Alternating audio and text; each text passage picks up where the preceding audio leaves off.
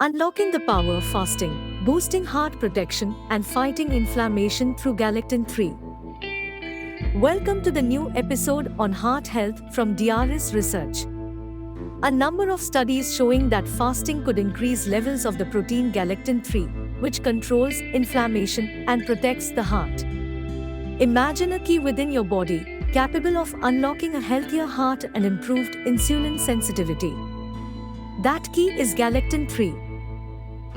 Recent studies show fasting elevates galectin 3 levels, a protein that's a game changer in controlling inflammation and safeguarding your heart.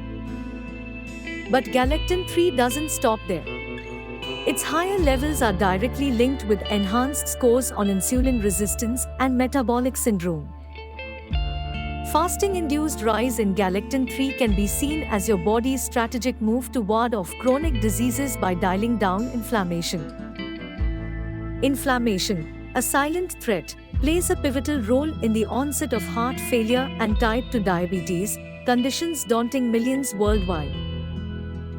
This breakthrough insight positions fasting not just as a dietary choice, but as a powerful ally in our quest for longevity and vitality.